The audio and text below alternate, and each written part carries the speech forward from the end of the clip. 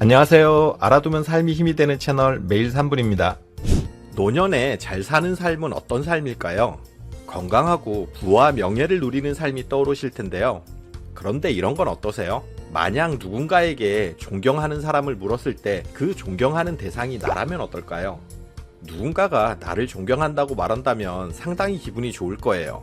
그런데 나를 존경한다고 말하는 사람이 다름 아닌 내 자녀들이라면 어떨까요? 내 아들과 딸이 이 세상에서 가장 존경하는 사람이 아버지예요, 어머니예요, 이렇게 얘기한다면 그 어떤 얘기를 듣는 것보다 행복할 거예요. 또 남편이 아들에게 나중에 결혼할 사람으로 네 엄마 같은 여자를 만나야 한다고 말한다면요. 또 아내가 친구들에게 얘기할 때 다음 생이 있다면 그때도 반드시 지금의 남편과 결혼할 거라고 얘기한다면요. 남편도 아내도 서로 행복하지 않을까요? 나이 들어서 이런 얘기를 들을 수 있다면 지금까지 그 어떤 삶보다 더 잘 살아온 걸 거예요. 저도 나이 들면 이런 얘기를 듣고 싶긴 한데 어떻게 살아야 이런 얘기를 들을 수 있는 걸까요? 젊어서는 관심 없던 것들이 나이가 들어갈수록 관심이 생기면서 대화 주제로 하나둘씩 등장해요. 이런 주제들로 건강, 질병, 자식, 부부, 친구, 나이값, 고집, 주책 등등 정말 다양하고 많이 있어요. 나이 들어서 이런 주제로 얘기를 많이 하게 된다는 건 이 안에 노년에 잘 사는 비결이 담겨 있기 때문일 거예요. 건강과 질병은 이전 여러 영상에서도 다뤘던 주제이기도 한데요. 우리가 흔히 하는 얘기로 건강 얘기하고 아픈 거 얘기하기 시작하면 나이 든 거라고 하잖아요. 생각해보면 저도 친구들 만나도 이런 얘기 안 하다가 40대 중반이 넘어가면서부터 조금씩 건강 얘기를 하게 된 것 같아요. 그리고 이제 50대 중반이 되다 보니 만나면 빠지지 않고 등장하는 주제가 바로 건강이고요. 나이가 더 들어갈수록 건강 얘기는 더욱 늘어나게 될 거예요. 애플의 창업자 스티브 잡스 아시죠? 그는 애플을 세계 1등 기업으로 키운 성공한 사업가이자 혁신가였지만 안타깝게도 결국 췌장암으로 사망했어요. 스티브 잡스가 사망하기 전 병상에서 이런 메시지를 남겼는데요. 지금 이 순간에 병석에 누워 나의 지난 삶을 되돌아보면 내가 그토록 자랑스럽게 여겼던 주위의 갈채와 막대한 부는 임박한 죽음 앞에서 그 빛을 잃었고 그 의미도 다 상실했습니다.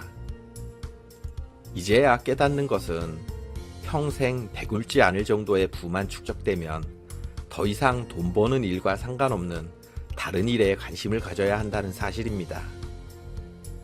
우리는 운전수를 고용해 차를 대신 운전하게 할 수는 있습니다. 또 직원을 고용해 우릴 위해 돈을 벌게 할 수도 있습니다. 하지만 나를 대신해 아파줄 사람은 고용할 수 없습니다. 물질은 잃어버리더라도 되찾을 수 있지만 절대 되찾을 수 없는 게 하나 있으니 바로 삶입니다. 정말 성공을 위해 건강을 돌보지 않고 살아온 본인의 삶에 대한 후회가 느껴지는데요. 그의 말처럼 건강을 잃으면 아무리 많은 돈을 벌어도 아무리 크게 성공해도 그게 무슨 의미가 있을까요? 여러분들이 스스로의 건강에 우선순위를 두고 가장 신경 쓰셨으면 좋겠어요. 건강한 신체에 건강한 정신이 깃든다는 말처럼 잘 살려면 건강이 우선이고 필수거든요. 노년의 자식은 조카 보듯이 하라는 말이 있어요. 조카 때문에 밤새워가며 마음 졸이며 걱정하는 사람 거의 없잖아요. 조카에게 마지막 남은 재산까지 탈탈 털어주는 사람들도 없고요. 또 조카가 자주 찾아오지 않고 연락이 뜸하다고 해서 원망하는 마음도 없죠. 조카에게 올인하는 삼촌도 없고 조카에게 전적으로 의지하는 이모, 고모도 없어요. 그리고 안 지나서나 조카 자랑하느라 친구들 사이에서 왕따 당하는 일은 더더구나 없고요. 나이가 들면 자식은 딱 이만큼 거리를 두세요. 찾아오면 반갑게 맞아주고 잘하면 고맙다 얘기하고 도움을 원하면 내 형편 안에서만 도와주면 되는 거예요. 조카를 대하는 정도로 하면 그게 딱 적당한 선이에요. 나이가 들수록 자신과 정신적인 거리를 둬야 해요. 노년에 자식 걱정에 애태우지 않고 살아야 하고요. 또 자식에게 짐도 되어서는 안 돼요. 그래야 자식도 온전히 홀로서기 할 수 있고요. 나 스스로도 자식에게 기대지 않고 노년을 즐기며 살아갈 수 있어요. 그렇다면 노년의 부부는 서로에게 어떤 존재일까요?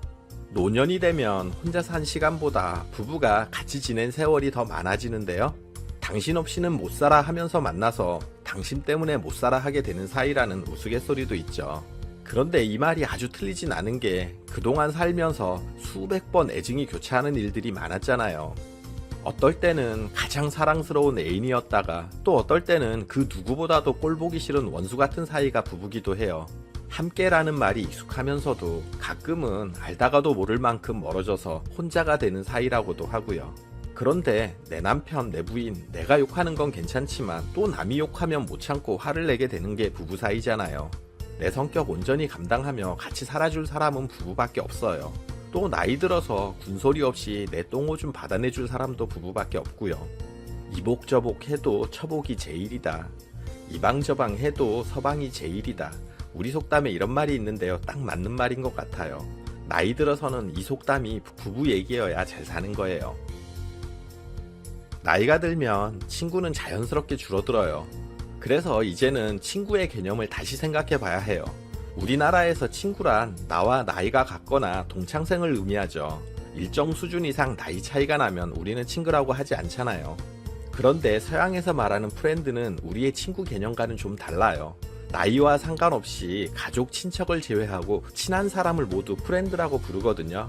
우리도 나이가 들수록 이 프렌드 개념을 배울 필요가 있어요. 나이 차이가 많이 난다고 주눅들 필요도 없고 젊은이들이 나를 꺼리면 어떻게 하나 의기소침해할 필요도 없어요. 내가 열린 마음을 갖고 대한다면 그 누구와도 얼마든지 어울릴 수 있고 친구가 될 수 있어요. 그러려면 내가 좀 근사하고 그럴듯한 노인이어야 해요. 나이 들어 초췌하고 노인 냄새 풀풀 풍기면서 고루한 생각 그대로라면 그런 노인과 어울리고 싶어하는 사람들은 없을 거예요. 나보다 나이 많은 사람이든 젊은 사람이든 관계없이 잘 어울릴 수 있고 친구처럼 지낼 수 있을 만큼 내가 깨어있고 근사하다면 나이 들어 잘 살고 있는 거예요. 나이가 들수록 나이값 해야 한다는 얘기를 하게 되는데요. 나이값은 결국 마음 씀씀이의 크기가 아닐까 싶어요. 다른 사람이 나를 알아주기를 바라는 만큼 내가 먼저 다른 사람의 마음을 살필 줄 알아야 한다는 거예요. 대부분 사람들은 주기보다는 받고 싶어 해요. 자식들은 부모가 뭐 안 물려주나 하고 도움받기를 기대하고요. 부모는 자식들이 이번에는 안 찾아오나 용돈은 좀 주고 갈라나 하면서 효도받기를 바라죠. 부부 사이도 마찬가지로 남편이 먼저 자기 마음을 알아주기를 바라고요. 반대로 남편은 아내가 내 뜻대로 척척 내조해 주기를 바래요. 이건 가족을 떠나서 친구나 사회생활 어디에서도 똑같을 거예요. 우리는 먼저 주기보다 받고 싶어 하잖아요. 성경에 보면 남에게 대접받고 싶은 대로 남을 대접하라는 구절이 있어요. 저는 이 말이 바로 나이값을 의미한다고 생각해요.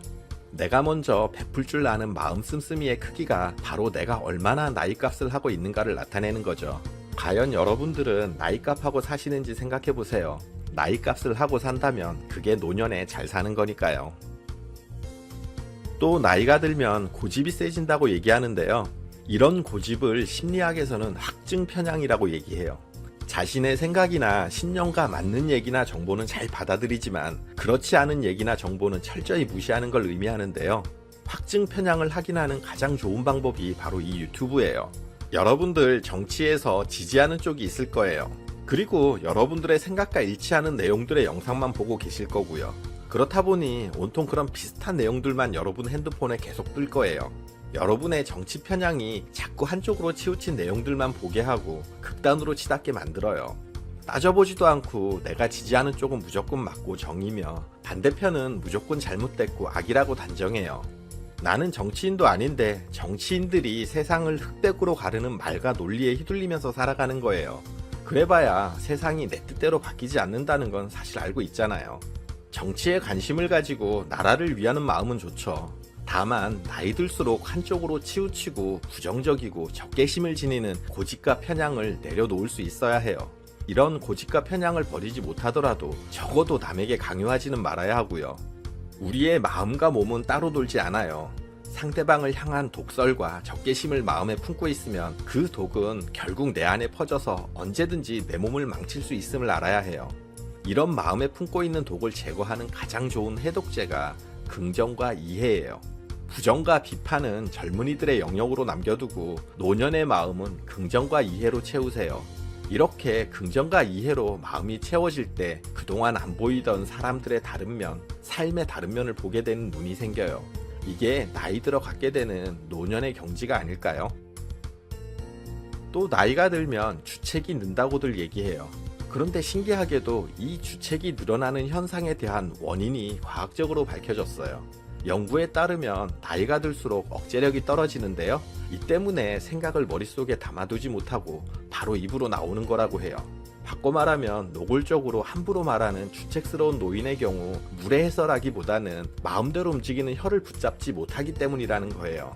말을 많이 할수록 말실수도 많아지고 주책도 늘어나잖아요. 그러니 노년에 주책스럽지 않으려면 사람들과의 대화에서 적절한 발언량을 지켜야 해요. 대화 참여자의 n분의 1을 초과하는 정도의 얘기를 해서는 안 돼요.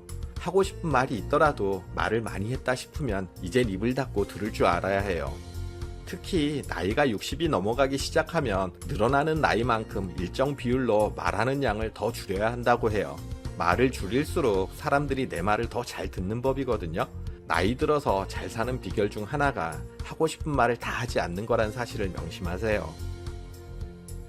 지금까지 노년을 잘 사는 방법에 관해서 얘기를 했는데요. 이런 잘 살아온 노년을 한 단어로 표현한다면 기품이나 품격이라는 단어가 잘 어울리는 것 같아요. 여러분들 흔히 곱게 늙고 싶다, 어른답게 나이 들고 싶다고 얘기하잖아요. 이게 바로 기품 있는 노년을 보내고 싶다, 품이 있는 노인이 되고 싶다는 말과 같은 거예요. 사람은 젊어서는 철이 없지만 늙으면 힘이 없다고 하죠. 힘은 육체적인 힘, 그러니까 체력도 있겠지만 재력이나 권력, 그리고 미모 같은 것도 포함이 될 거예요. 이런 것들은 언젠가는 결국 사라지고 없어지는 것들이잖아요. 나이 들어서 사라지지 않고 남는 건 결국 지금까지 살아온 내 삶을 바탕으로 한 현재의 내 모습뿐이에요. 초라하고 쓸모없는 노인의 모습일 수도 있고요. 자식들로부터 존경받는 아버지, 어머니, 배우자에게 항상 사랑과 지지를 받는 남편, 아내로 기품 있는 모습으로 남을 수도 있어요.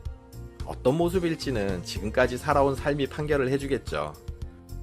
영상 끝까지 봐주셔서 감사드려요. 지금까지 말씀드린 내용이 여러분들이 기품 있는 노년을 보내시는데 도움이 된다면 좋겠어요. 구독, 좋아요, 알림 설정 해주시고요. 저는 매일 3분 대표 큐레이터 송한결이었습니다. 늘 행복하세요.